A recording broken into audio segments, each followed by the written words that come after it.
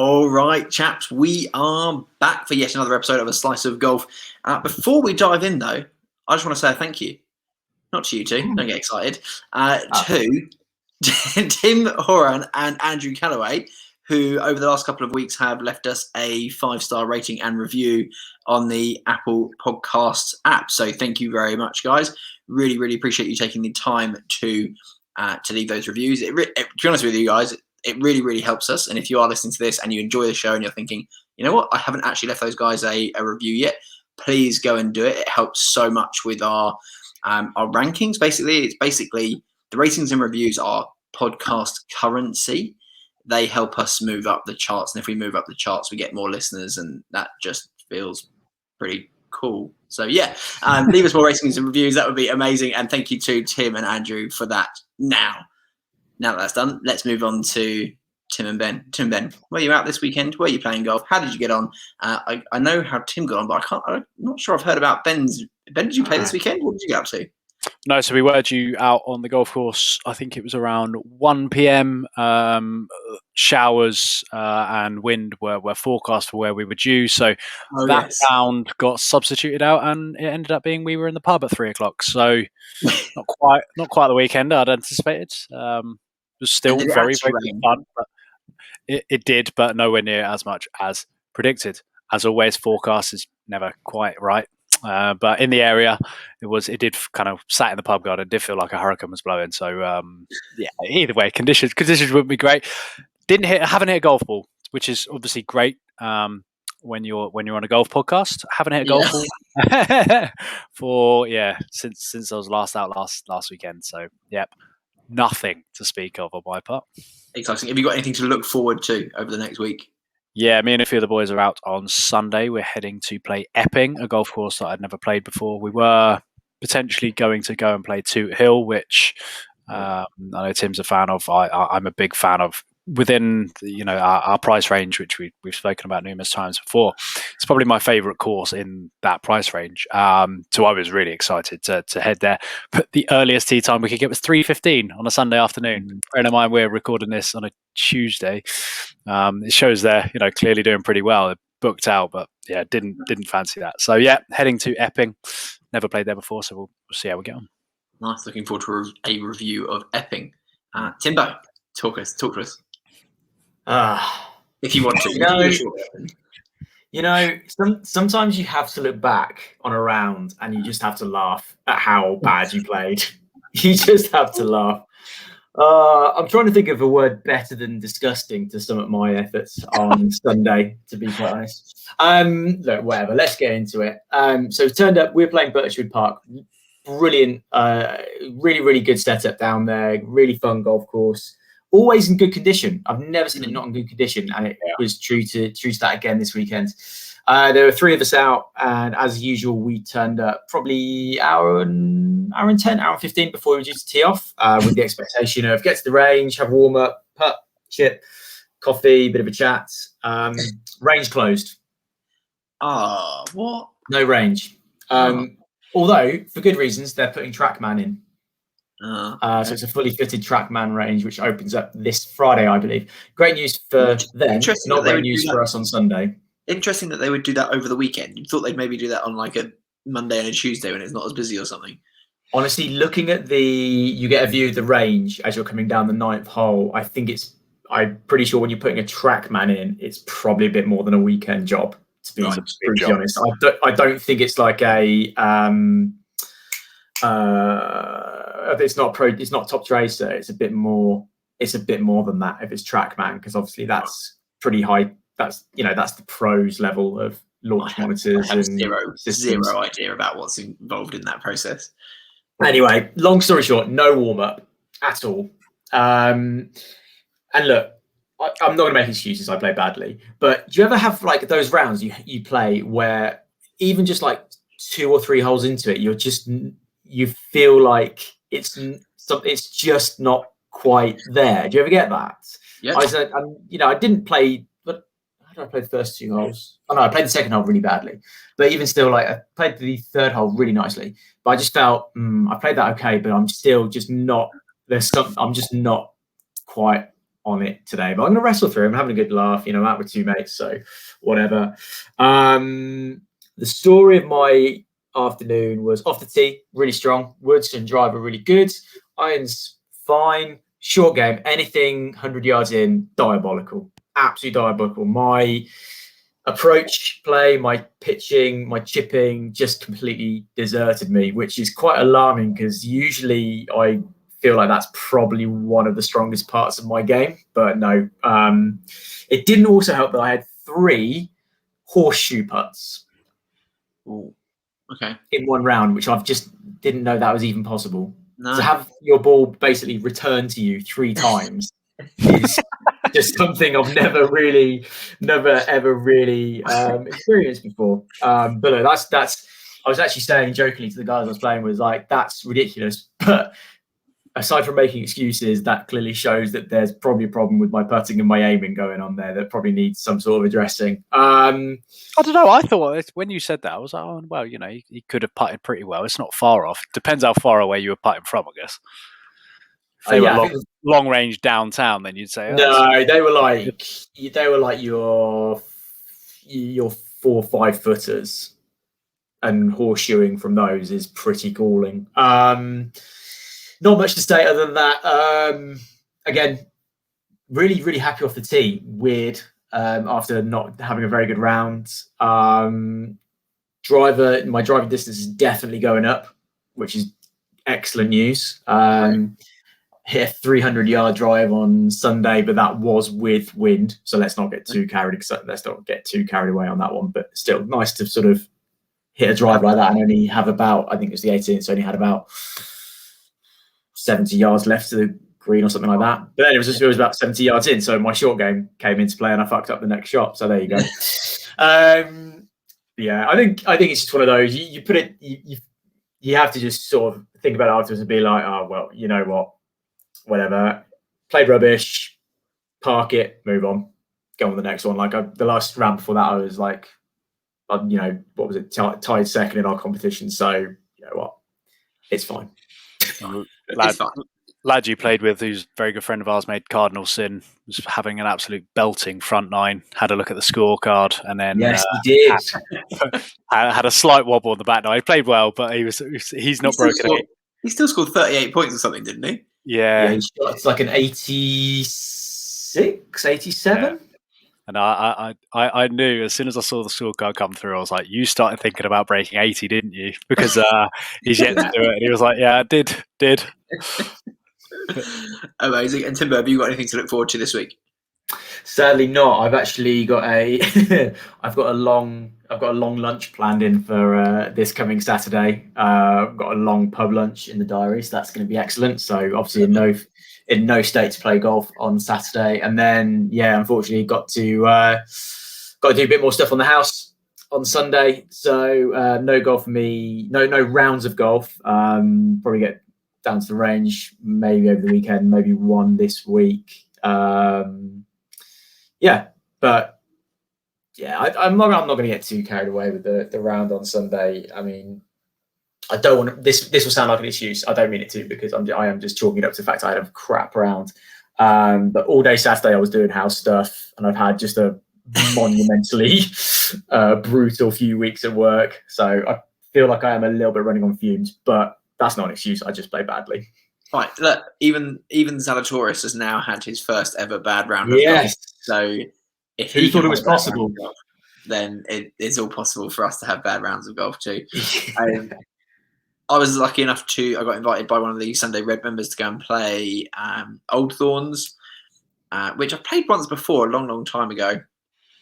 So it was good to be back. In fact, we ended up going with 3 other Sunday Red. So 4 of us went, 3 other Sunday Red members. And it was really good to be out with them. They're all, everyone was really good. Everyone was having a laugh, really good time. 2 of them played golf. 2 of us didn't.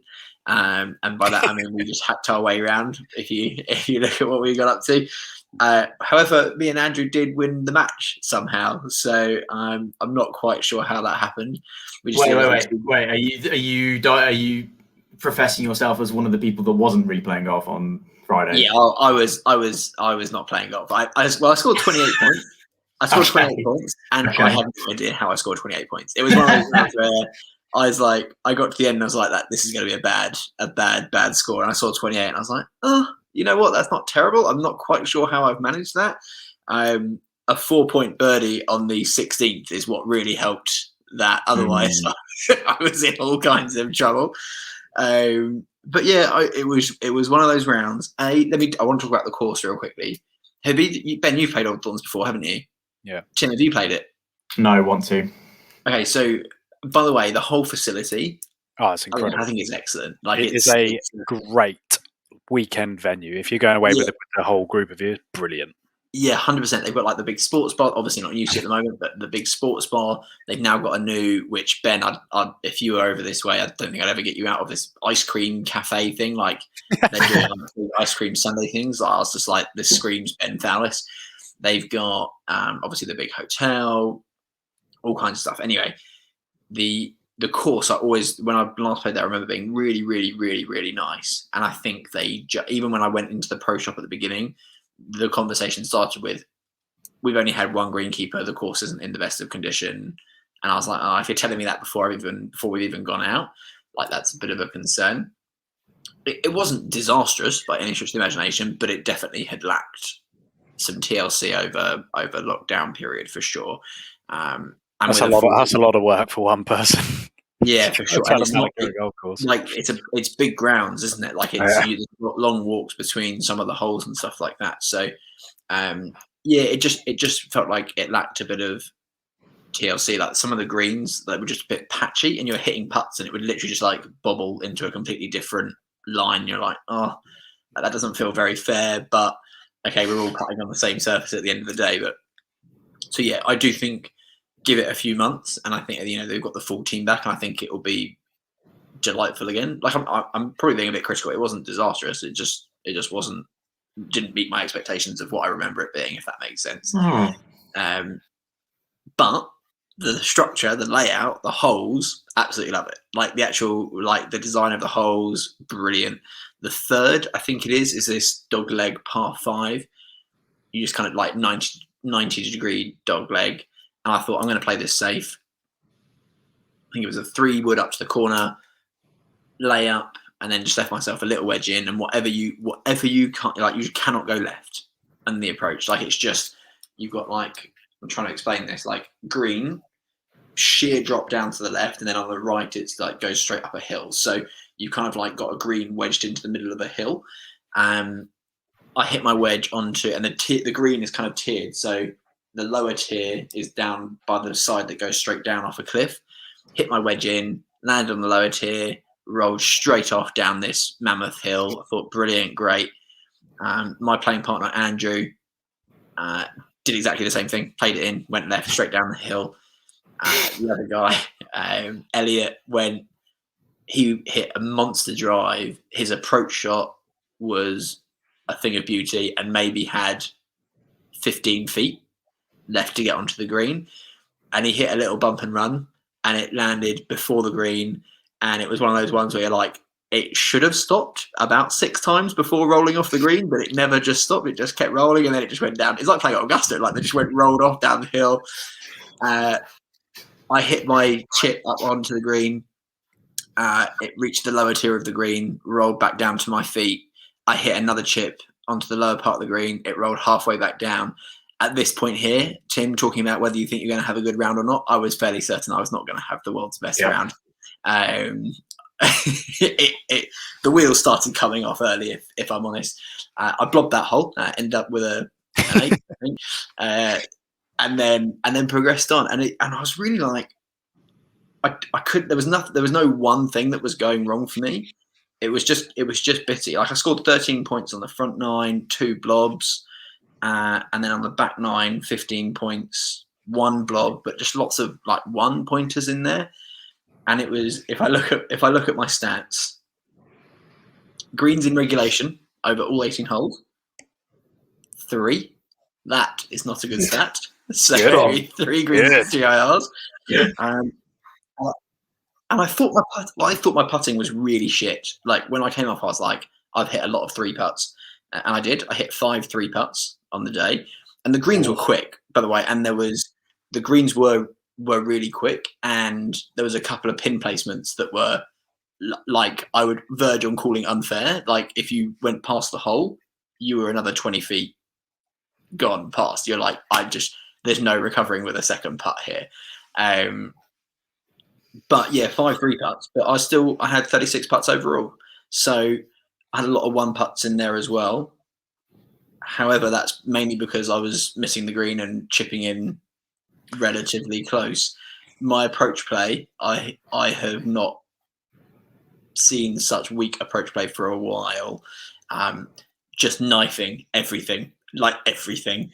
Doesn't matter how far I was out, 70 yards, 100 yards, 150 yards, everything was going like head high, straight off over the green, off to the right.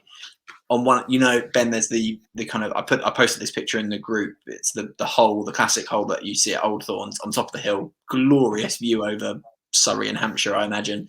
And then the hole just goes straight down towards the lake at the bottom and the green at the bottom. Hit a lovely little 4-iron off the tee, middle of the fairway.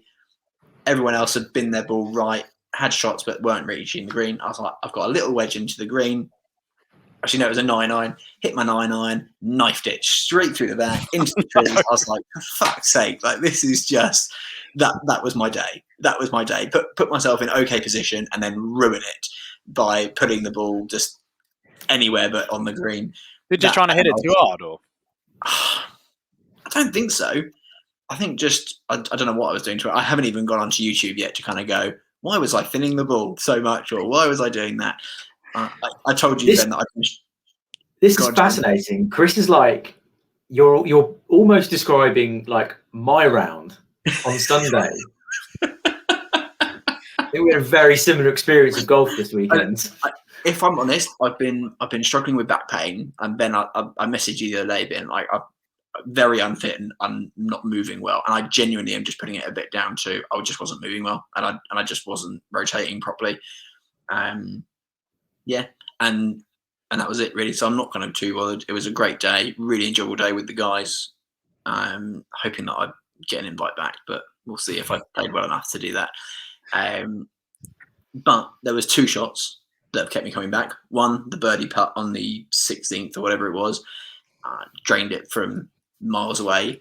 If it hadn't have gone in the hole, it was off down the hill. It would have gone for miles, but luckily it hit the flag and went in.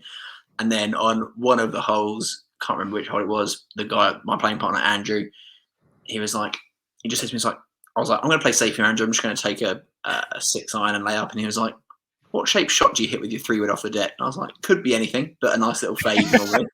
And he baited me into hitting the 3-wood, and I absolutely smashed it. It went, and you know that feeling when you're like, I was hold the pose at the end, and I was like, did you club 12? Pardon? No club 12. Was there a club 12? I mean, there probably was a club 12. Like, it was that good a shot. Like, I was that pleased with it. Just wanted to know whether you pushed it. I was waiting. If so, how did you perform the club 12? That's what all the listeners are wanting to know. I'll figure that out. So yeah, overall, really, really good day, really enjoyable. There was a buggy going around doing beers, so that was excellent. That for me is a key component of any course now. Just the course needed a bit of care, and I'm sure it'll get it with its green staff back.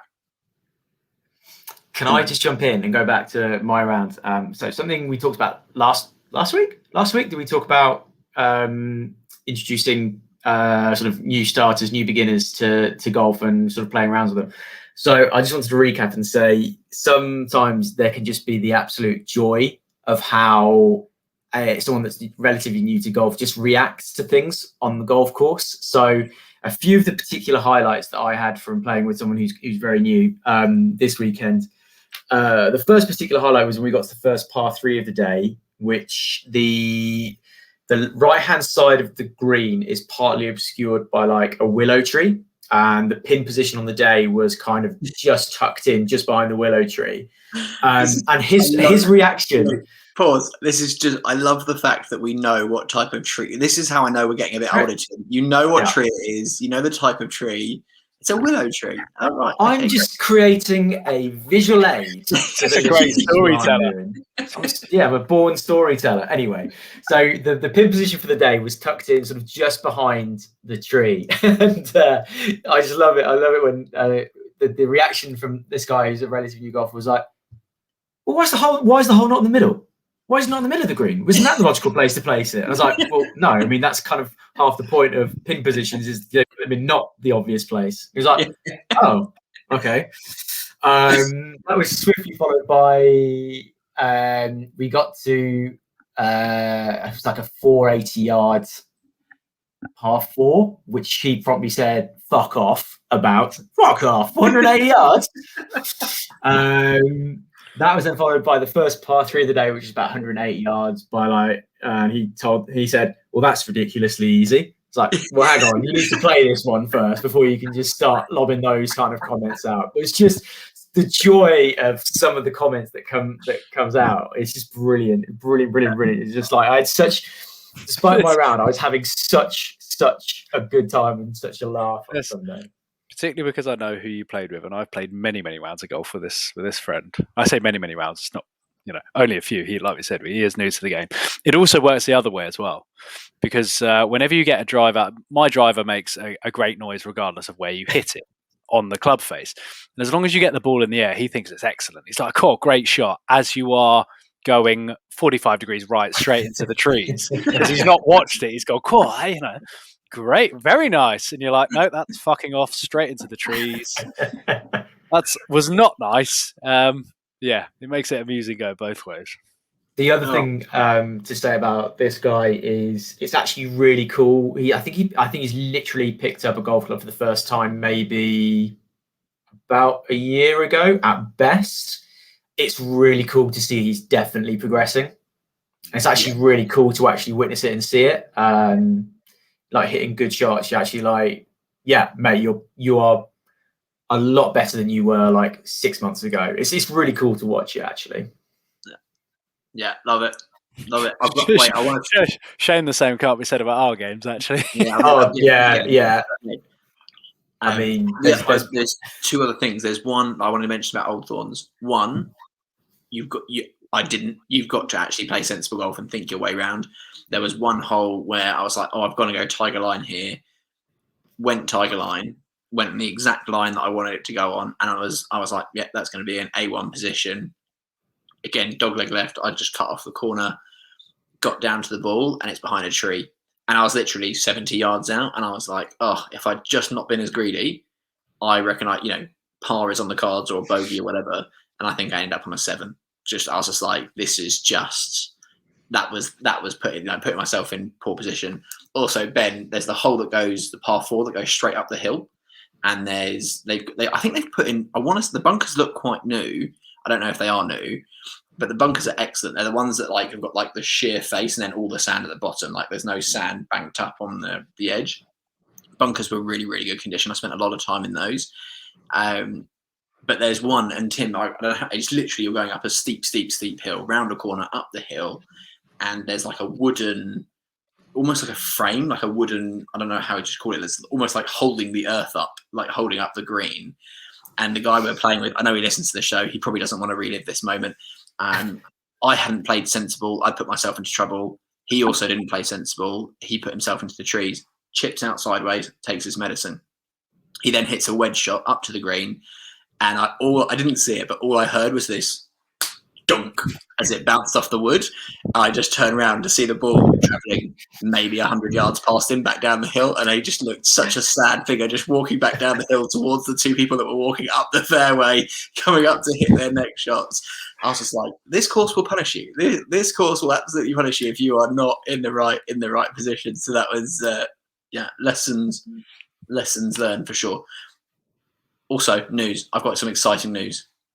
Okay. After outing you live on the pod 2 weeks ago, whatever it was, our mate Ben, who's in a dark place golf-wise, he's booked a lesson. Okay. After I've been badgering him, when you're a bit like, I want to really encourage this guy to get a lesson, but I don't want to overdo it. So every now and again, I've been messaging him, have you booked your lesson yet? The golf pro's going to be busy. He's not going to be available tomorrow for a lesson. He's like, no, I'll do it next week. Okay, sure. So he messaged me yesterday. I've booked a lesson for the 20th. I'm like, great. Of course, it was going to be miles off because he's busy. You should have booked this 2 weeks ago. And he's like, but I am still up for our range session on Friday. So he's back now that he'll listen to this as well. So he now can't drop out because I've now called him out on the show. We are going to the range on Friday lunchtime. Can we make this like a recurring feature of his journey, like every week? I think we should. Maybe we should get him on the show as well. Maybe he probably doesn't want it to be a feature, but he's not recording the podcast, so. So we're going. I'll let you know how it goes. We're going to the range on Friday. There's no golf for me this weekend either. It's like no out on the course. So range is my time on Friday with Ben. So I'm excited to see where he's at. I also booked in a lesson this week. Although hold up. This is hilarious. So you drop down to 4th in the race to Fray Bentos, and you book a lesson. It's mostly because we're finally getting a car, so I can actually get down there without taking train and then Uber. So I've wanted to go in for a while, but the car gets delivered in a couple of weeks. So I was just like, right, well, there we go.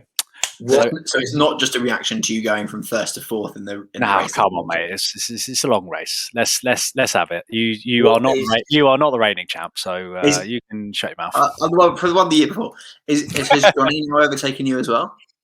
No. I'm going on my own. So I was going to go with no. In the race to Fray Bentos, is he now overtaken you in that?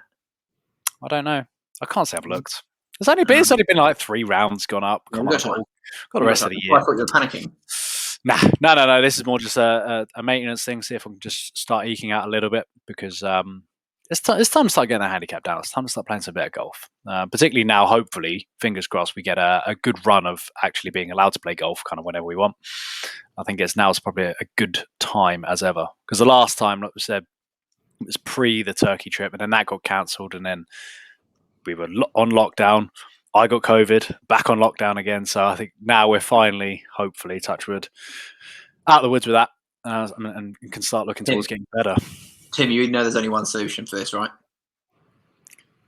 Lessons for everybody. We have to get Ben on like some dating apps and get him to find someone so that he plays less golf because we can't have him improving this. Don't worry, people trying to set me up all weekend. People try to set me up all weekend. I was like, no, I'm quite enjoying what I'm doing at the moment, actually. I'm focusing on my golf.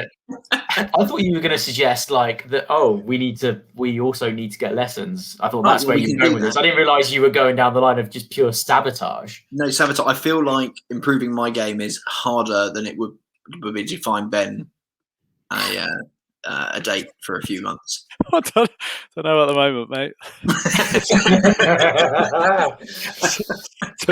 Tough going. Anyway, moving on from that, I want to quickly touch on the pros because there were some big things this week.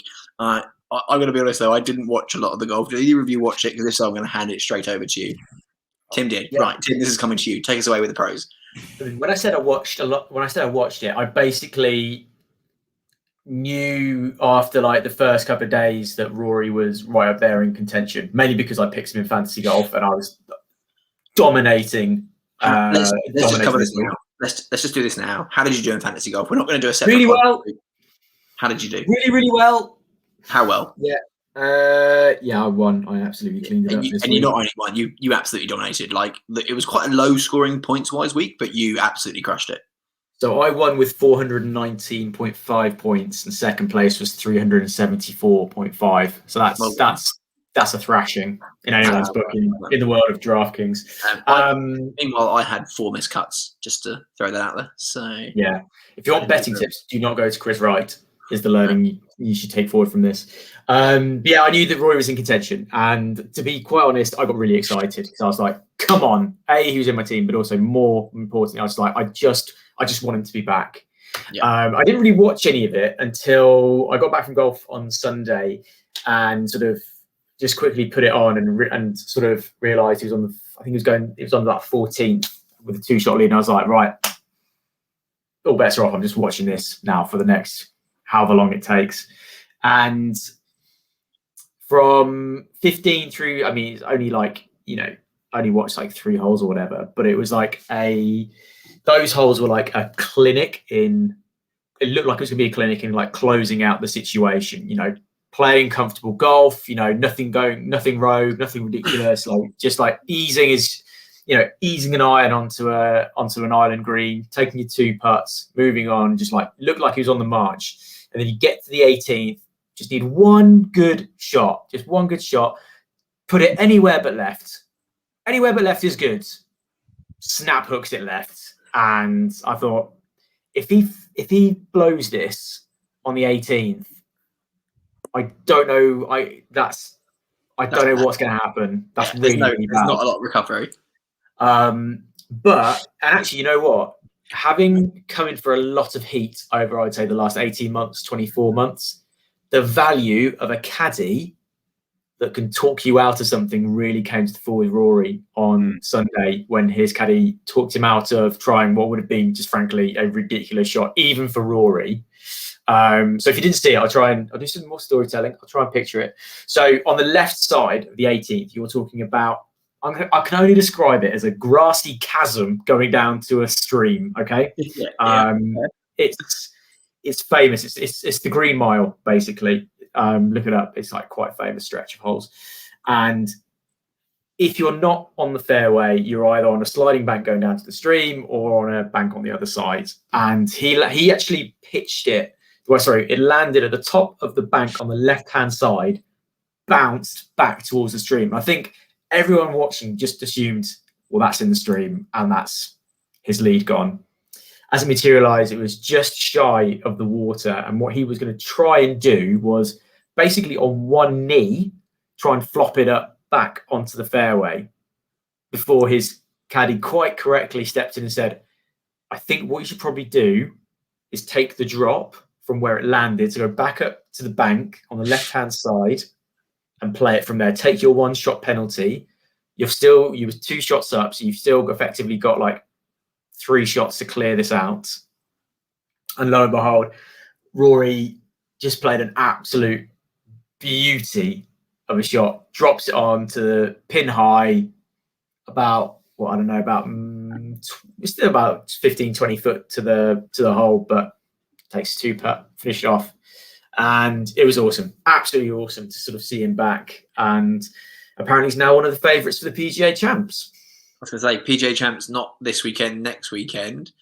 I heard his post-round interview, and the thing that we've spoken about it before, Rory needs the fans. Yeah. He needs the fans. And he said it in his post-round interview. He's like, I miss this. He's like, I feed off their energy.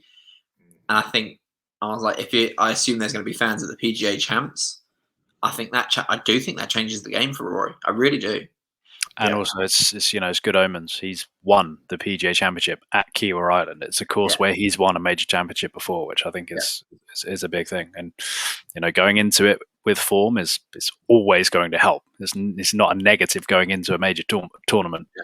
And also, the other players know he's now somewhat back in form, and that will do big things to a lot of players. Scary. Yeah, because as we've spoken about before, when he's on, he's the best player in the field.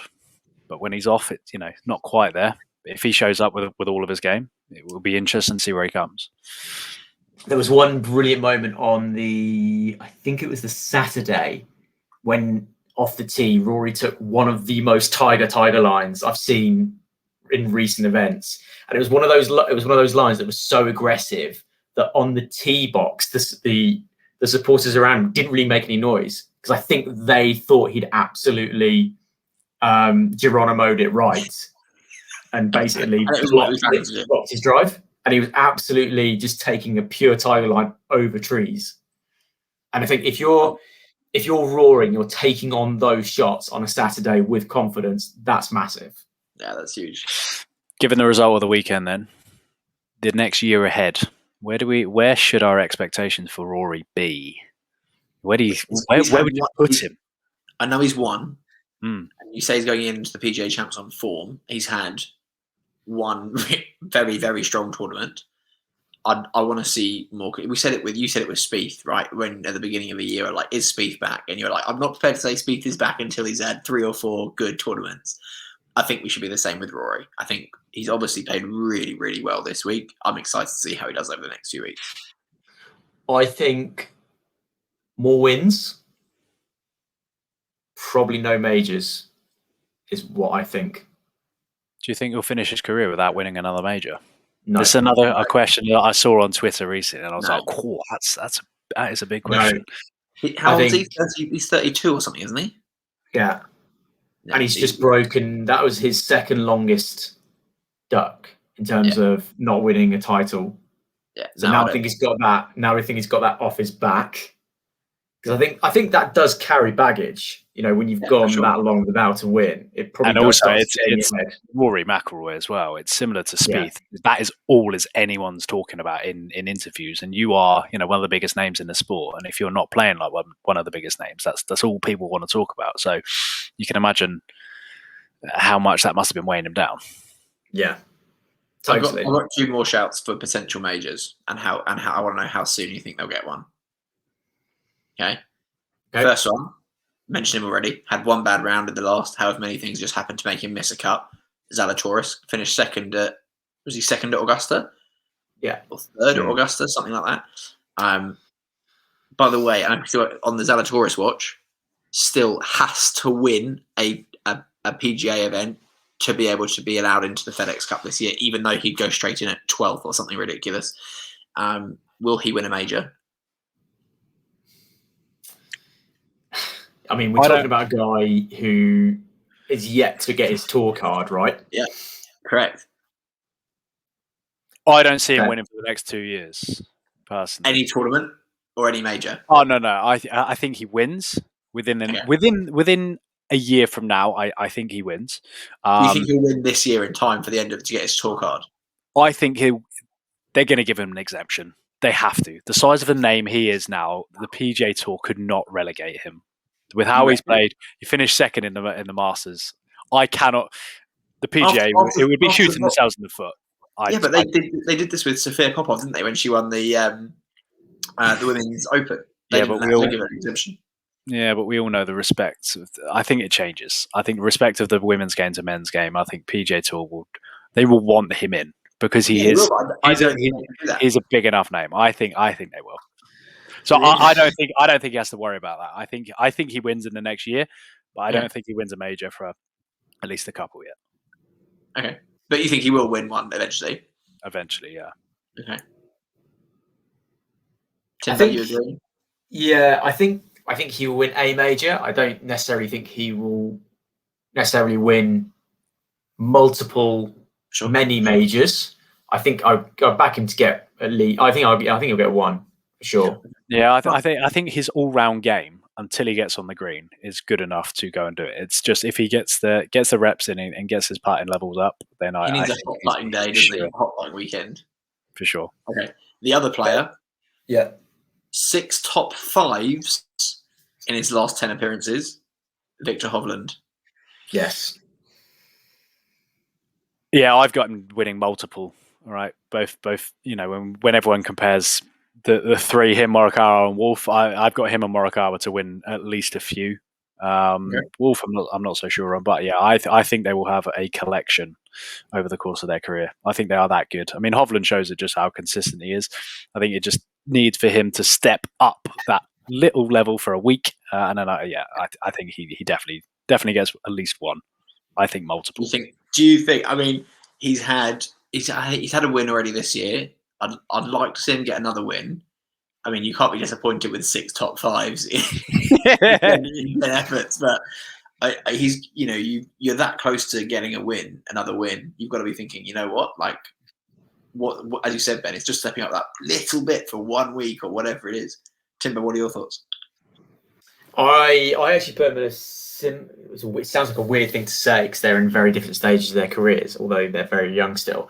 I think he's in that same bracket of potential single major winner, I reckon. Fair. Awesome. Okay, let's move on from the pros. I've got a little quiz for you. Oh no. A putting quiz.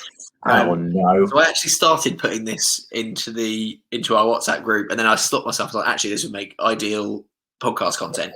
I've got 3 questions around the world of putting in the pros. Don't worry, it's not like I'm going to quiz you on your own putting stroke or anything like that. I'm not entirely sure how this is going to work, but basically, I want guesses from you two. Think a question of sport, mainly because I watched Question of Sport for the first time in maybe a decade the other night, and this was one of the questions, and it was an excellent question. So I've then done some more research and found some more questions. So you'll each get a chance to guess at the answer, and then I will reveal said answer. So the first question is around the fewest number of putts. By the way, if you're listening, play along, obviously. Fewest number of putts recorded over 4 rounds of golf on tour. How many putts do you think that was? I'm sure this is making great podcast listening. Both me and Tim are thinking. It's all right. The people listening will also be thinking about it. They'll be going, okay, well, if I hit 36 around, what's good? I kind of feel this might be a bit of a stretch. But I kind of feel like the only reason why it'd be on Question of Sport is because it has to be a bit ridiculous. So I've got it in my head breaking 100, and I reckon 98. 98. Which, when I say it, I'm like, that's 2 rounds of 24, 2 rounds of 25 putts. That's ridiculous to even think about. But again, I kind of think Question of Sport would it be a question if not. Tim's gone. I'm either upsetting that much with that answer, or he's just gone, right, sod this, I'm out. I've got to get this question right after my performance. He's gone to Google, hasn't he? Yeah, he's gone straight to Google. He's gone straight to Google. Okay, so you're saying 98, which, as you said, would be 2 rounds of 24 putts and 2 rounds of 25 putts. Yeah. Okay, fine. That's when I started working. I was like, right, 100, 4 rounds of 25. I'm like, that, that's a stretch. Yeah, sure. So we'll stretch a little because it's, for TV, and it's got to be a shock and awe factor there. And 100 seems like a pretty shocking number to be underneath. Okay, so Timbo, just because you disappeared, we're hoping you didn't go on to Google there for a second. Ben has committed to 98 putts, so 2 rounds of 24, 2 rounds of 25 putts. What would you like to go with? And by the way, whoever is nearest will get the win. Will get the point. So sorry, this is over 4 rounds. We're saying 4 rounds on tour event. Lowest number of putts over 4 rounds. I mean, correct. I've gone very aggressive with my guess. 87. Wow. So you're saying greatest putting performance of all time. Under 22 putts per hole. 21.75 putts per round. Sorry, is what putts? Putts. That's strong. Okay, fine. Well, it's got to be strong if it was on like Question of Sport, or if it's going to be a question like this. Yeah, sure. Surely. The answer is it was done by a guy called David Frost, and he hit 92 putts over 4 rounds. So I think that means Tim is closest by 1. Tim wins by 1, yeah. You get so Tim wins that. So that is an average of 23 putts a round, which I think is mental. Guess where he finished in that tournament? Oh, I mean, straight off the bat, I would have said first, but I'm assuming he was all over the place. And by that question, I'm going to go with 7th. No, I'm going to say like 3rd. Believe it or not, Ben, you win that one. He finished 38th with a score of 6 over. Wow. He's just like tour event. Yeah, at Harbour Town Heritage, the one that we had a few weeks back. He must have just been pinning balls left, right, and centre, and then just leaving himself like chipping on to within like a foot every time. Yeah, correct. What I imagine happened. Yeah, so to have 92 putts and finish 6 over. Up and running non-stop on every hole. Okay, so round 1. That was kind of a tie, wasn't it? Okay, so tie, 1 point each. Fewest putts over 18 holes.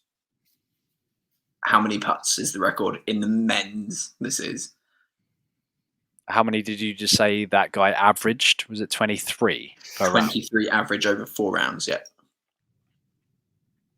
There's got to be someone who's done it in... I'm going to go with 18, and that's going to include like 3 chip-ins or something. So there's a couple of 2-putts.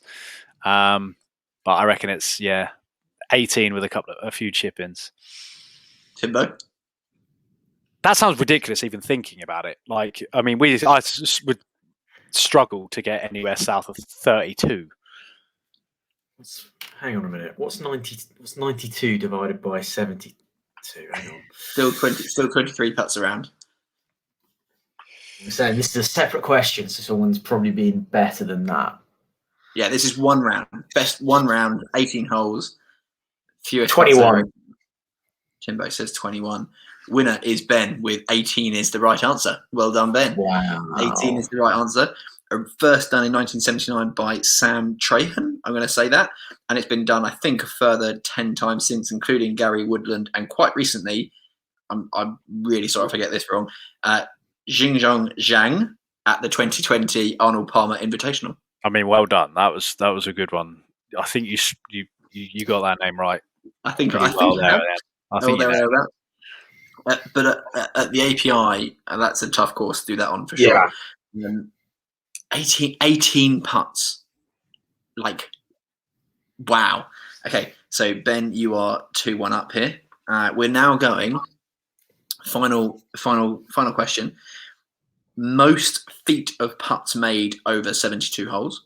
And so for people listening, most feet of putt made. So if I am on the first green and I hit a putt, the final putt is ball goes into the hole 2 feet. I've made 2 feet worth of putt, and then this is added up over every hole to the end. So most feet of putt made over 70. Most feet of putts made over 72 holes.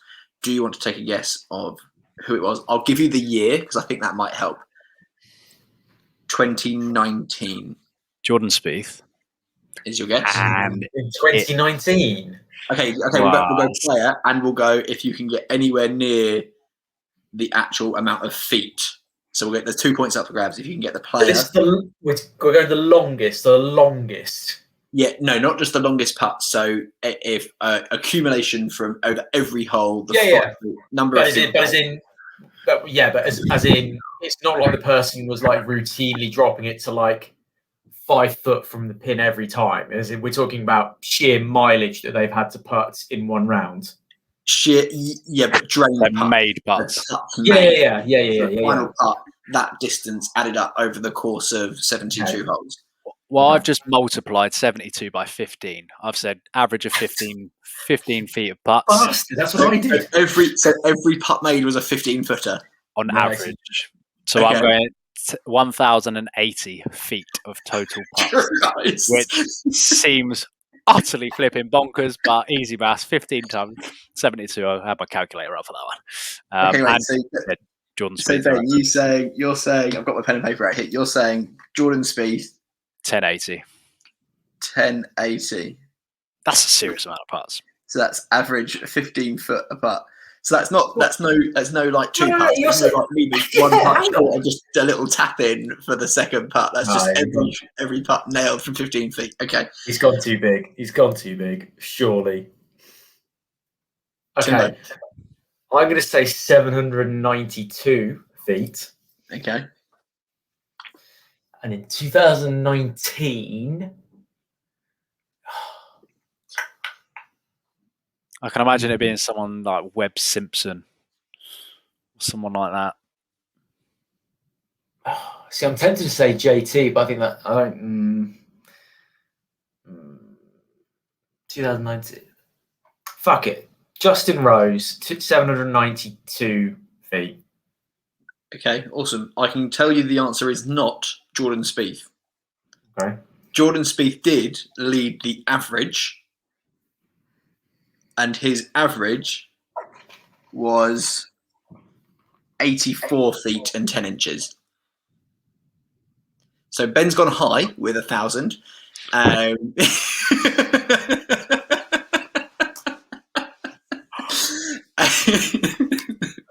But Jordan Spieth was leading the average.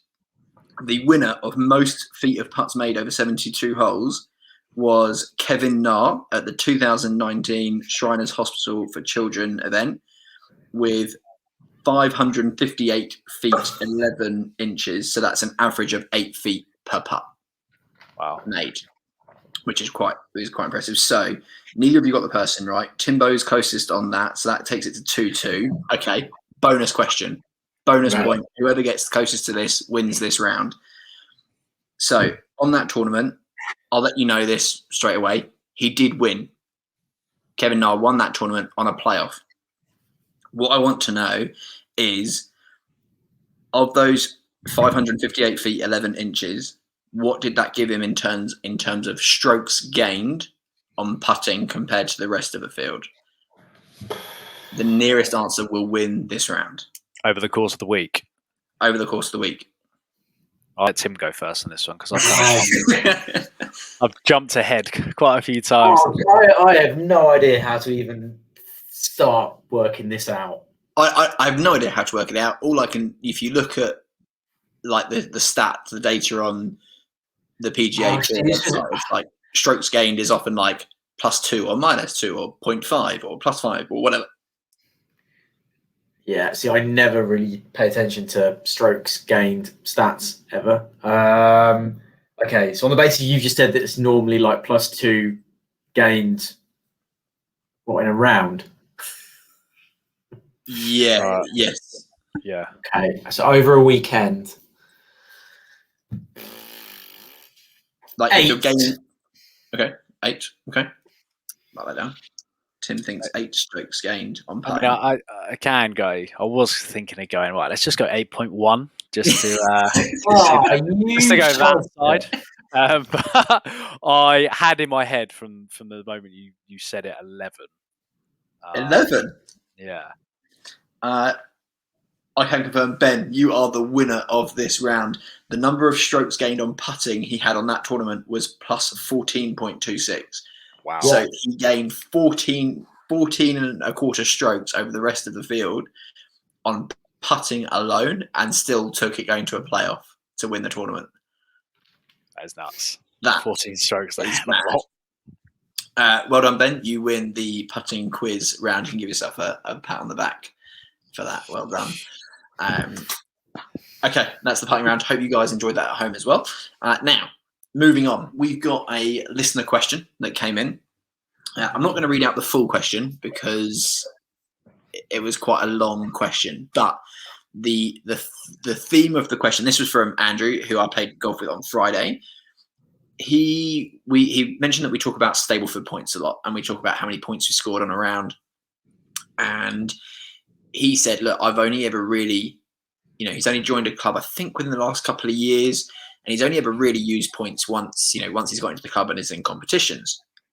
However, he says he really doesn't pay attention to the points and focuses really just on his score compared to par.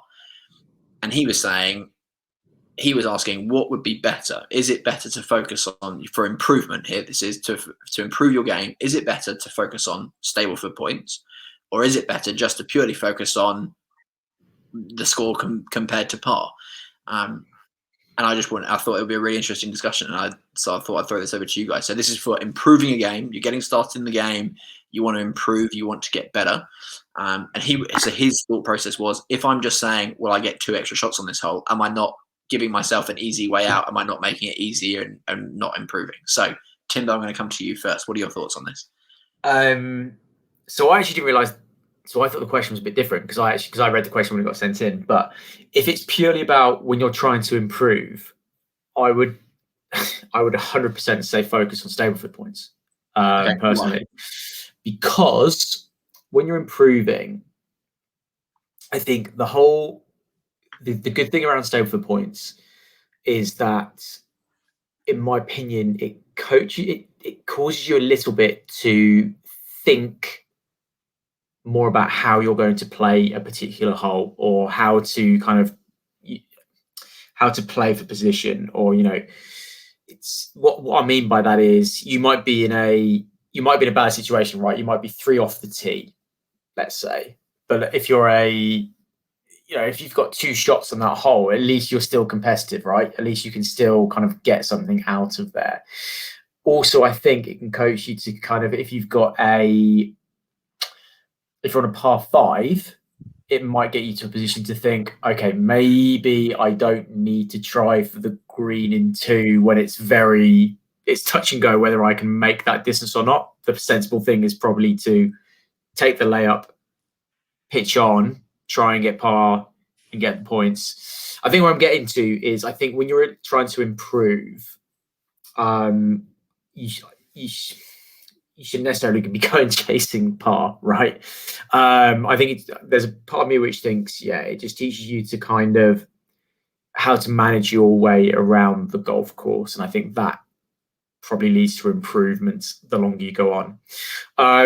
It's a really good question, because from my own point of view, because Chris actually did message us a little bit about this behind the scenes. For me, Stableford is kind of more a validation of how I've played rather than how I think when I'm on the golf course. So if it's a par 4, I'm playing a par 4. I'm thinking, right, how am I going to get there in my 4 shots? So I was going to say, you're playing off 18 at the moment, right? Yeah. So you get 1 shot every hole, according to Stableford. Do you stand on every par 4 thinking it's a par 5? No, I don't think that way at all. There's a bit of there's a temptation to think of it as a comfort blanket, in the okay, effectively bogey every hole and you're playing to your handicap. But no, when I'm playing, I play to the part that the hole is. I'm thinking about. So you are still trying to play to par then? Me personally, I try to, but at the same time, when it comes to kind of looking at the scorecard at the end of it, the validation of how I've played, I'm looking at the points, not the score against par. Okay, but how you would structure your round, arguably, we would say, based on what you just said, we would say that you are actually focusing more on par than you are on Stableford. Because if you were focusing on Stableford, you would see every par 4 as a 5, right?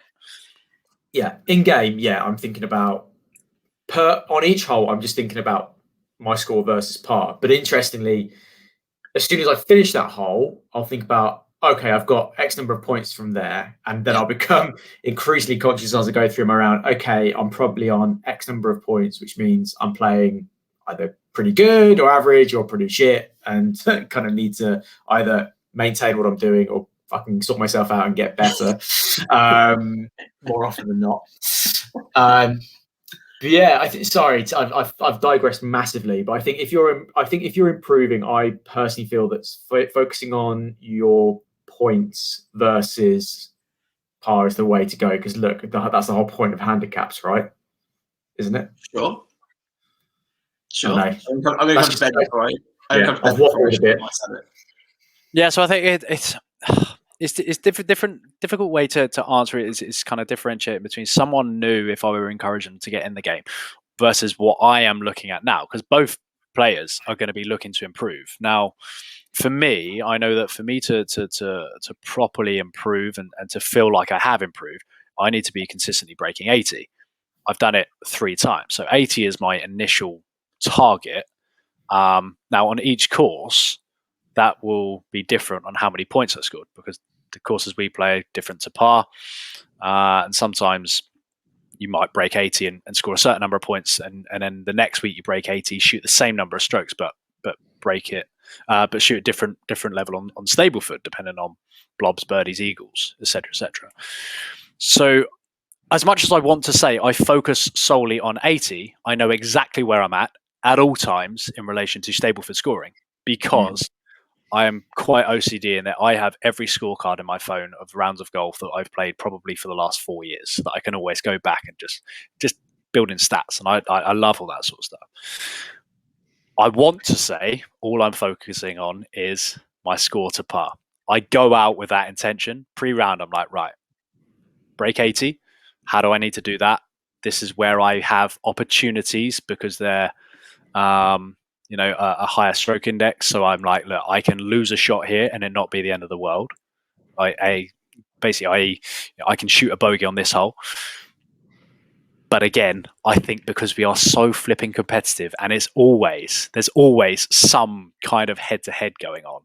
I'm always like, I'm on 18 points. They're on 17. They're chasing me down. Like what happened last weekend.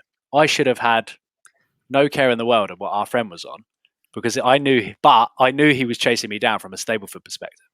And I think that is what makes great golf. Great golf? That's what makes golf great, is that anyone could be competitive with anyone. We could turn up and play with a pro, and Stableford is that leveler. And that alone puts pressure on the score. Because if I'm playing with, like I said in last week's show, if I'm playing with two boys that are brand new to the game, that were both off of, 39 or whatever it was, a crazy high handicap, the only way to make it competitive between us three is then the Stableford points. I could have an absolute stinker and still beat them on strokes. So as much as I want to say, I really focus on the strokes, I know that there's always competition going on, and that's the only way to make it fair. We've now moved away from helping you improve. No, that's 100% hindering my game, because I then start focusing on other people's game, and more a case of how do I build points here instead of I've got to shoot these next 3 holes in 15 shots to break 80 sort of thing. Yeah, I'm then thinking, right, I need to get 6 points to beat them. So I think it's a hindrance. Yeah, massively. The Stableford at the moment for my game, I think Stableford is a hindrance. But you think it's a hindrance because you're being competitive with other people? Yes, because the Stableford for me is purely a sign. You go out and around on your own. You do a Tim Williams. You sneak out for a Friday afternoon secret round. Don't tell anybody. You're on your own. Do you focus on score to par on each hole, or do you focus on points? I still try to shoot par on every hole. I know well, in theory I shouldn't, because I play to 12. So in theory I'm not good enough to play to par. That's why I'm off 12, not off scratch. But I will step on every par 4. If I know it's a particularly tough hole and I know it's a stroke index one, I will then say to myself, okay, I've got a shot here. But on the kind of like the mid-range holes, where I'm looking at holes probably like 5 through like 10, I still think par, just par the hole.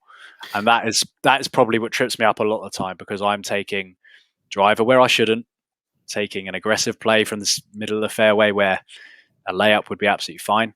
So let me ask the question a slightly different way. When you record your score down in your app that's on your phone, what number do you focus on? The points or your score? This is where it's a difficult one to answer. And I think it's just because I am, like I said, I'm so data driven. I like both, and I will be like, right, bang, bang. And I know exactly what's happened both, and where that leaves me from. Because again, I do what most golfers will do. They make the comparison at 9, and then at like 15, you'll be like, all I need to do is shoot 10 more strokes to break 80, and I need 6 more points to break 36.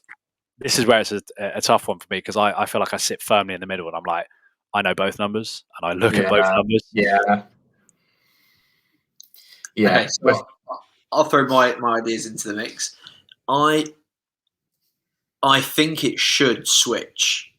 So I think when you first start, 100% it should be points, because hitting a 15 on a hole is demoralizing. And like, that's just, if you're doing that 6 times around, 7 times around, like, that's not fun. And if you can just say, that's a 0, strike it off, move on to the next hole, great. Like, it's almost, for me, that's like a psychological, that hole's done with. It doesn't matter that I scored a 50. It doesn't matter that I picked up. It doesn't matter, because that hole's gone, right? And I can move on to the next hole with a start again mentality. If you're playing to par and you hit a 15 and you're already like, well, fuck, I'm like hole 1, I'm 15 already. Like, this is going to be a long day. I think that just gets, could get demoralizing. And I think you should focus on points. So even say you start with 36 or whatever, and you focus on points. And I still really, really struggle. And I remember when I was younger, when I was at the golf club, and people were like, "Chris, you're playing." I can't remember what I was playing off. They're like, "You're playing off X. Just take your 2 extra shots." I'm like, "No, it's a fucking par 5. I'm going to try and get this into my goal is to get this in 5 shots." I hear what you're saying, but I'm not going to take a 7 iron off the tee. and just do 7 iron, 7 iron, 7. I'm just not going to do that. Mm. Would that make me better? I don't know that it would.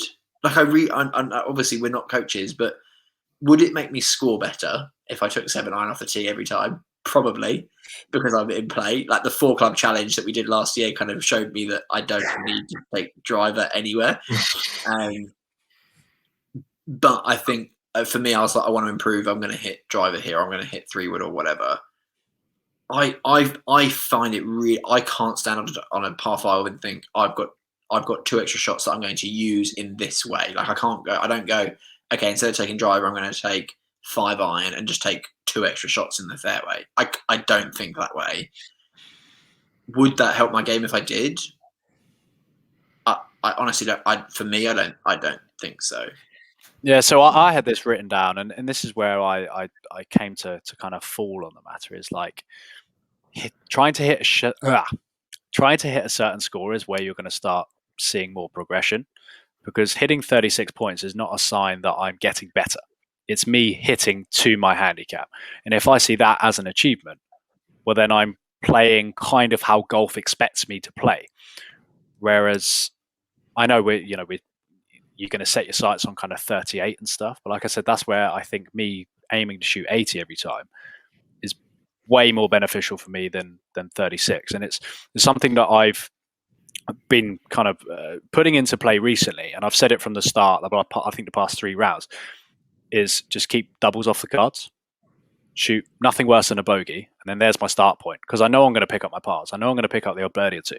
It's just stopping the blow-up holes. Then I hit my goal of 80.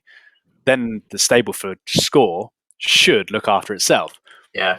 The problem being is I know we're in a competition between me and however many number of my mates, and I know exactly where everyone is through 14 and 15. And I'm like, I've got to try and make up a shot here. Let's pull the driver when I shouldn't. See you later. Yeah. Off it goes into the water.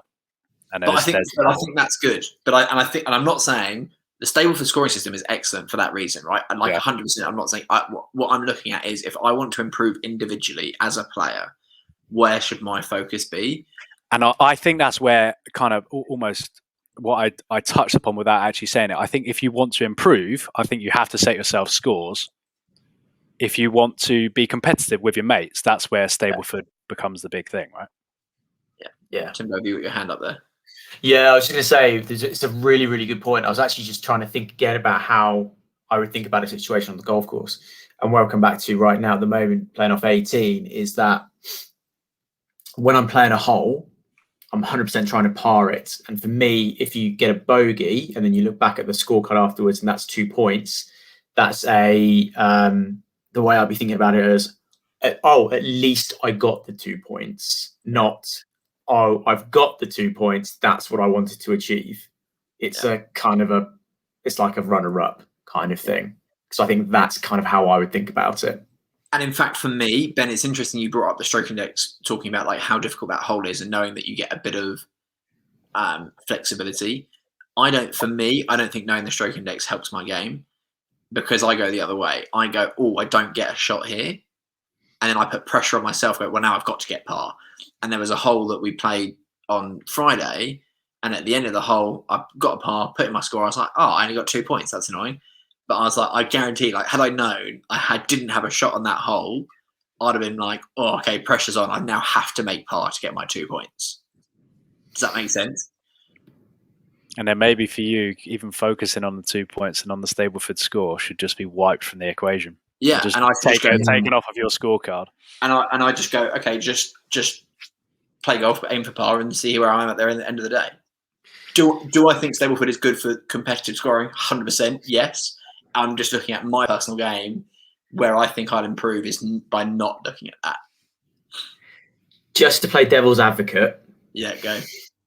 I listened to a podcast the other day which had Clive Woodward on it, talking about I think it's a high performance podcast, I think it is. And he was saying how he got really, really, really into golf. And I think he plays off 6 now. He was saying when he was improving, all he ever did was to look at people who were at the same handicap as him at every stage. And his only goal was to score better than people that were at his handicap level. that's the motivation he had. So he never focused on the Stableford points or the scores of the people who are on lower handicaps than him, higher handicaps than him. For him, it was just like a line across from him. That's my competition and nobody else, and that's how I improve, by getting better than the next 12 handicapper, 10 handicapper, 8 handicapper. So just as an additional way you can think about it from, you know, a coach who has been relatively successful in rugby. Yeah, not 3 numpties who've got no idea what we're doing.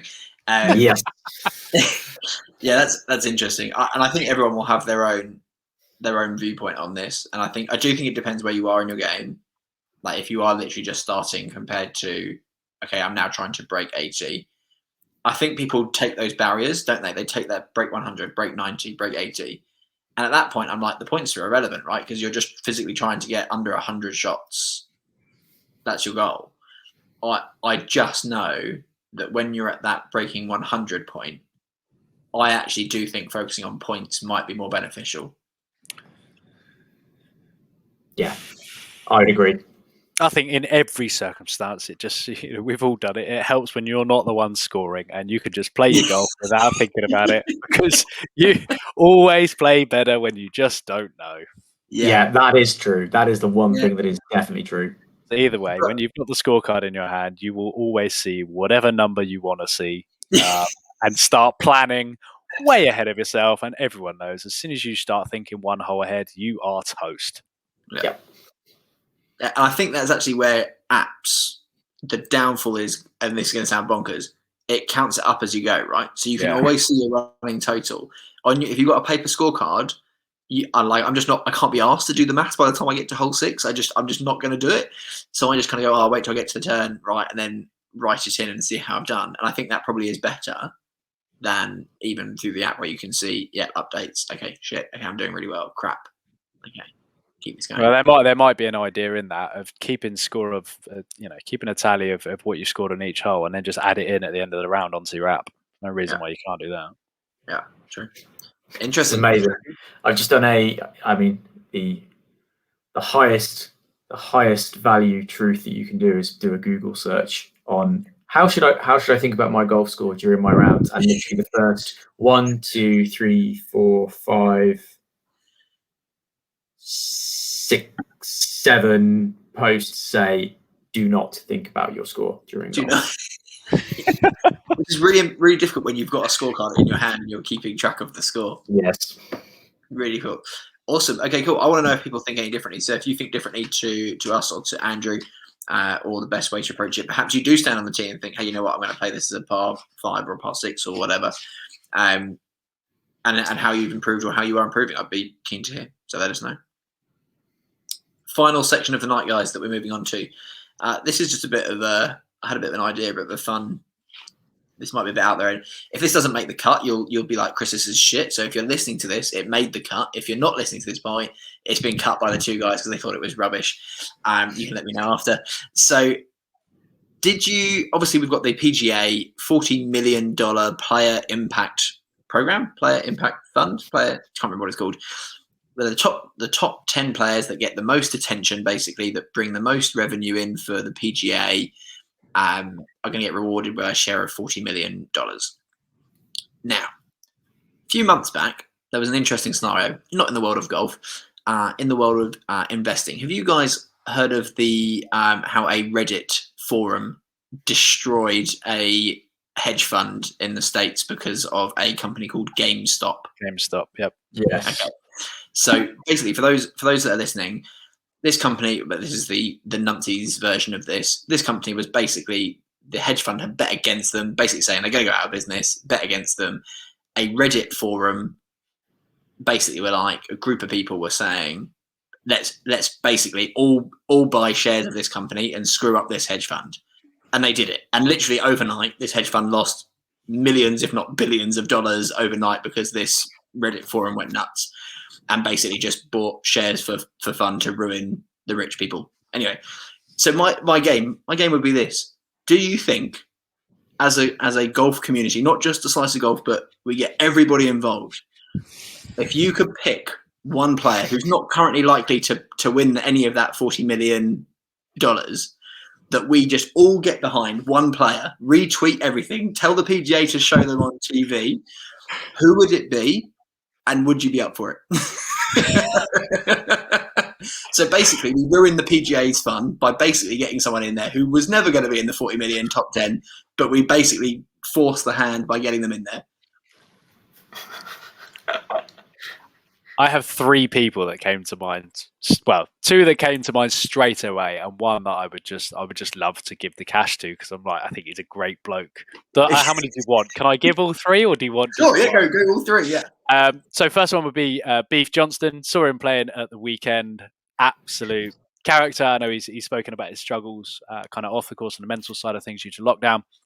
I think when he's on the course, he always seems to be smiling. Looks like he's having a bit of fun. Always value for money in interviews. I would just love to see him more and love to see him at bigger tournaments. If you give him, the limelight, well, 40 mil, however we're doing this, to get Beef Johnson on TV more, I think would be pretty fun. Number 2 was going to be someone who is probably no great surprise because he's a very amusing character as it is. It would be Eddie Pepperell. Not had the greatest of years, therefore he's kind of slid off the TV screens. But again, I think he's value for money, and I'd give him the 40 million, and then I'd pit him against Bryson DeChambeau every week. He would be in his T group. It'd be in his 2-ball, 3-ball, whatever it may be at each tournament, just to get under his skin, really, and just see what's going on. And then number 3, just because I think he's a brilliant bloke and people focus way too much on the fact that he's never won a major, despite him being world number 1, would be Lee Westwood. He's not going to get it because actually, to be fair, he's good on social media because he clearly doesn't have a social media team, because if he's out on the piss, he's more than happy to post about it, that he's having a lovely glass of red wine. I just think really decent bloke, and he's not short of a few bob anyway, but I think Westy, seeing more of Westy, I don't think it's never a bad thing, is it? Nice. Okay, cool. Yeah, I don't even know how far Westy would be off of it, but I imagine maybe last year was slightly better, but yeah, he can't be too far off it anyway. Timbo's smiling with like a grin of, I've got some crackers here that I would like to see in that top 10. I've gone a different direction with this answer. I've thought about who I think would just be just amazing ambassadors for golf as just thoroughly amusing blokes and people. Firstly, yes, I'm absolutely up for wrecking the PGA's fund because I think it's silly. I went quite angry about it when we discussed it on the podcast. I hate fun and everything about it. So, yep, I'm absolutely up for sabotaging it. The 3 people I would suggest, first one out of the bag is Pat Perez. What a character. Yeah. What a character. Absolutely. Get Pat up there. Mullet, handlebar moustache nowadays. Yeah, get him in there. We want more of him. We want him to be the beacon ambassador for the game. I think that would certainly get a bit of traction with people that weren't necessarily considering taking up golf before. Harry Higgs. Yeah, I thought that character. Yeah. I'm just thinking, like, who do I just basically want to see? Who do I actually want to see more content from? Exactly. And then the final one, mainly because we just had a right laugh when we envisaged having a beer with him, was sorry, not a beer with him, a beer that then spiraled into some whiskeys after dinner, then spiraled into going to the casino and rolling back home at like 6 a.m. After an impromptu brilliant night out. Is Miguel Jimenez. He needs to be in there as an ambassador as well. I'm saying Jimenez, Higgs, and Perez. Get them as the poster boys. I tell you what, that's one hell of a 4-ball as well. That would be one hell of a trip to Vegas. That would be. Let's go to Vegas and let's have that as a 4-ball. I love that. Maybe we can just take those 3. We'll take the 40 million and go to Vegas with that. Go head to head, us 3 versus them 3. There's part of me which thinks I actually don't know if I would want to go on that weekend. The 40 million to stare at those 3. I'm not sure I'm surviving. So I also got 3, and this kind of was sparked by. Did either of you see the Marcus Armitage video of him breaking the world record of driving a ball and then the longest distance he could drive the ball in a moving car, catch it like get the ball. I think I saw this. Yeah. It's an utterly ridiculous world record, but yeah, utterly ridiculous world record. But he came across so well in that video. I was literally like, give him the 40 million now. Like it was. I just love that they did it. And if you haven't seen it, I'm going to do a spoiler. If you haven't seen the video, pause immediately. Do not listen to any more. Go and watch on YouTube. Marcus Armitage breaks world record, longest golf drive into a moving car. Then come back, and then you'll see. They think they achieve it, or they get the record was 273 yards. He drives the ball, the car catches it, shirt comes off. He's running around, cheering, shouting, and they're like over the radio, "You're 1 yard short." Shit. Okay, right. Reload. Get the shirt back on. Spend the rest of the day doing it till they eventually do it. And I was just like, I know it's the European tour, but their content is outstanding, in my opinion. I'm sure I'm probably a little bit biased, but the European tour's social media content and video content is brilliant. I'd like to see more of Marcus Armitage. I thought he was absolutely excellent in that. Then the other two, probably slightly more realistic ones. I prefer your guys' votes, if I'm honest. Max Homer on Twitter is one of the most amusing people I follow. He is absolutely brilliant. I would definitely like to see more of him. And the other one, again, probably slightly biased, Tyrrell Hatton. I don't know if he'd be in the top 10, but I don't think he'd be too far off of it. And I reckon he's playing a lot on the PGA Tour, and he's also just a character. And I don't know what his social media game's like, but we can call him and be like, can you work on your social media game if it's not good enough, because we want to get you into that top 10. But yeah, that would be, they're my two more realistic ones. But I prefer you guys going for the totally unrealistic people further down the list ones. I think that would be a bigger story. So yeah, I like that. So the plan is we pick one. We get everyone in the golf community, just retweet everything they do. Tweet the PGA Tour Weekly to say, can you show more of either Pat Perez, Harry Higgs? Who did you have, Ben? Beef Johnston. Beef Johnston, yeah. Let's get them. Yeah, they've got to be on the PGA Tour. We're going to have to get them over onto the PGA Tour. So for Eddie sake, or Westwood. So for me, I think the lone candidate would be Lee Westwood. And do you reckon? I don't know how we'd ever be able to know this. That if they got enough exposure, that we forced the PGA, tweeted them, say, hey, make sure you show Pat Perez at every single round, and got thousands and thousands of people tweeting PGA, would they show him? I'm just throwing it out there. I think it's absolute bollocks, and they're just going to show whoever they want to show and give the cash to whoever they want to give the cash to. I think the numbers are going to be fudged anyway, and it's going to be given to the top 10. Who gives a shit? Just get on with it. And that's what I mean. And that's what I'm saying. If you could, in fact, get someone numbers just miles above everybody else's, social media, whatever, would it actually change things? Well, I think proof is in the pudding. Well, will be in the pudding with Max Homer, because he, people talk about him on the broadcast all the time. He's in magazines, doing interviews about his social media game. Everyone, if you're interested in golf, there's a high chance you follow Max Homer. You've seen a lot of his content. You've seen him roasting people left, right, and centre. And I think he will be a good sign as to whether the whole social media engagement thing, because I think it's good for the game. It's not like damaging stuff. It's stuff that people are going to see as quite entertaining. He doesn't take himself too seriously. He's a good advert for the game. Takes the mick out of himself. Takes the mick out of everyone. If he doesn't rank highly, well, then we know it's absolute tosh. Yeah. 100% agree. 100% agree. Okay, that is all I had on that. Are we going to keep that section in? Did you like that section? Should we keep that in? Yeah, that was all right for you. All right, perfect, great, yes, awesome. In that case, I'm going to wrap it up there before I ruin it. So let's bring the show to an end there. Chaps, thank you very much for joining, and everybody, we'll catch you next week. Thanks for listening. Thanks, guys.